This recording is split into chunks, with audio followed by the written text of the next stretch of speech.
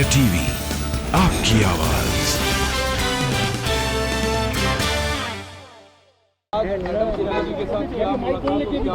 देखिए, अनेक बातों पर चर्चा हुई है और संगठन की दृष्टि से हम लोगों को आज देश में आम व्यक्ति के लिए जो संघर्ष करना है उस पर चर्चा हम लोगों ने करी है।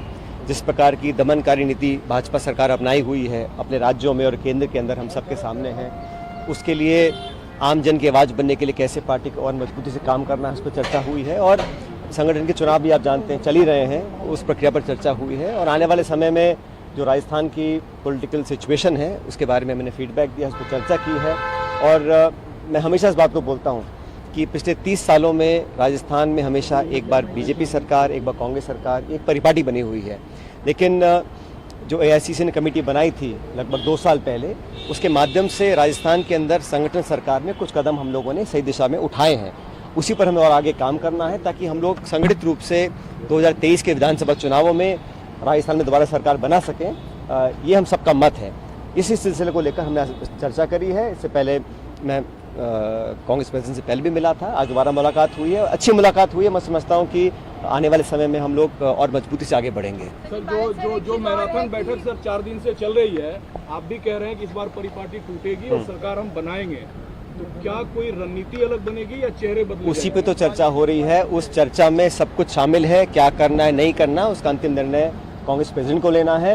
लेकिन हम सब जो लोग धरातल पर काम कर रहे हैं, हमारी जिम्मेदारी बनती है कि हम पूरा फीडबैक दें और जो जनता के हित में है, जो पार्टी के हित में है, उस दिशा में हम लोग और काम कर सकें। इस पर आज डिस्कशन की। खबरें आ रही हैं निकल के कि जो प्रशांत किशोर ने प्रेजेंटेशंस दी है उसमें वो कह रहे हैं कि कंप्लीट ओवरऑल रिवैम्प होना चाहिए और इसके साथ इस सिलसिले के ऊपर कांग्रेस प्रेसिडेंट ने एक आधिकारिक कमेटी बनाई हुई है, वो चर्चा कर रही है। और जैसा वो खुद ही एआईसीसी के स्पोक्सपर्सन कह चुके हैं कि वो अपने आप उस पर एक बयान देंगे।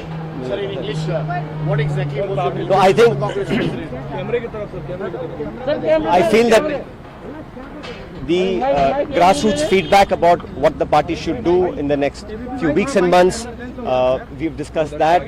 I've given my feedback on Rajasthan. I believe in Rajasthan is a state where every 5 years there's a government change, and I think if we do the right things, which we have started to do as a committee from the AICC was formed 2 years ago, on which some steps have been taken in the right direction. We need to further move in that direction to make sure that the Congress party wins the 2023 election in Rajasthan. It's very important because then soon after that we have Lok Sabha elections. While every state is important, Rajasthan is an important large state where we've all worked hard to form a government, and Congress president I think is very keen that we work unitedly to form a government.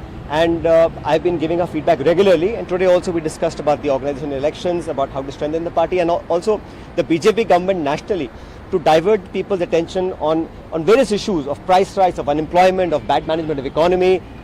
They have been doing all these tactics, this sort of bulldozer politics, I like to call it. It's something that's unbecoming of an elected government. They're trying to put the constitution on the side and trying to prove a point, a political point, which is very sad.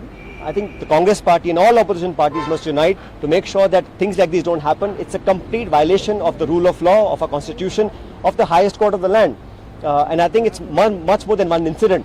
It's symbolic of what the government of India wants to do. So all of this was discussed in the party, and I'm sure the Congress and other leaders of the opposition will come unitedly and stand up and speak against it. What do you have to say about this bulldozer politics which is going on from Madhya Pradesh, UP now? That's very dangerous. You see, somehow the BJP feels that in UP, because they've got a mandate and they kind of use this symbolism to project a certain image, it doesn't mean that you circumvent the constitution or the rule of law or the mandatory requirements. I mean, no one is against illegal construction being demolished, but the way it's done, in way the court's orders were bypassed, I think it's a politically motivated stand. I think the whole world has seen it.